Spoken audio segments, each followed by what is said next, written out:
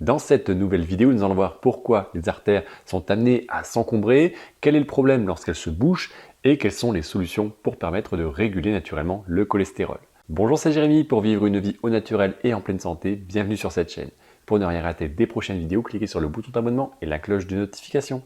Lorsqu'une artère est encombrée, le sang, la circulation sanguine ne se fait plus aussi facilement. Il y a un obstacle qui va venir perturber le passage. Le corps, bien sûr, lui, va réagir. Comme le sang a plus de mal à circuler, le cœur va envoyer plus de pression et donc c'est la tension artérielle qui augmente tout naturellement. Le corps va réagir de cette manière pour éviter un manque d'oxygène. Le problème, c'est que l'on arrive à une hypertension. Le corps va réagir de cette manière pour éviter le manque d'oxygène. Avec le temps, cet obstacle peut venir s'aggraver, grossir et bloquer de plus en plus l'écoulement du sang. Il est possible que ces obstacles puissent céder à un moment donné, créant des caillots sanguins. Ces caillots peuvent avoir de graves conséquences jusqu'à bloquer totalement la circulation sanguine. Et là, c'est toutes les maladies cardiovasculaires que l'on peut connaître. Pour schématiser un peu la situation, l'excès de cholestérol a tendance à encrasser les artères. Ce n'est pas le bon plan, l'excès de cholestérol est lié à une augmentation des maladies cardiovasculaires. Attention lors d'une analyse sanguine à bien être vigilant lorsque les lipides, les matières grasses se déséquilibrent. On l'a vu, lorsque les artères s'encrassent, c'est le risque de maladies cardiovasculaires qui augmente.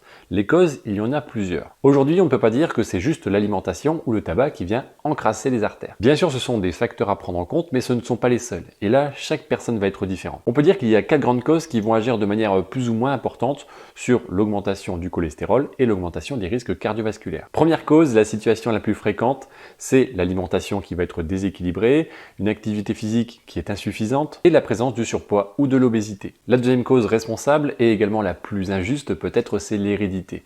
Si nous sommes issus d'une famille qui a tendance à faire du cholestérol facilement, nous avons plus de chances, plus de pourcentage de chances d'avoir un cholestérol trop élevé, déséquilibré. La troisième cause, c'est la plus prévisible, ce sont les maladies.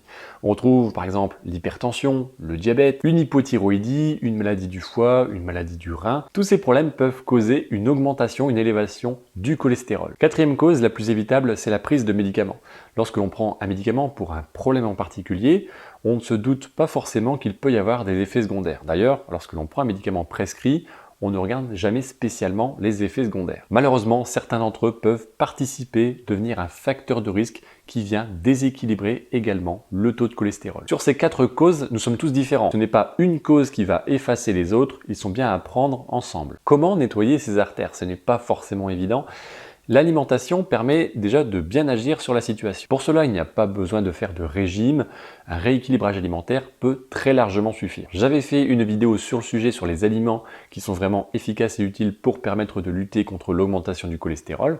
Globalement, ce qu'il faut faire, c'est augmenter la portion de végétaux, donc les légumes, les fruits principalement. Dans tous les cas, quel que soit le rééquilibrage, il faut garder le plaisir, sinon ce ne sera pas efficace, vous n'arriverez pas à tenir ce changement sur la durée. Ce n'est pas toujours facile de trouver son équilibre lorsque les habitudes sont ancrées depuis plusieurs années, voire plusieurs décennies. Ensuite, il faut travailler sur son hygiène de vie, sur les habitudes qui viennent un peu détruire tous nos efforts, comme la consommation d'alcool ou de tabac en quantité trop importante. Il n'y a pas que l'alimentation à regarder, il y a bien nos habitudes de vie qui viennent casser tous nos efforts. Par exemple, la consommation d'alcool en quantité trop importante ou encore le fait de fumer. Pour nettoyer naturellement, il y a l'activité physique, le fait de bouger qui est très efficace. Le sport, c'est toujours utile pour entretenir la mécanique lorsqu'on le pratique quelques fois par semaine.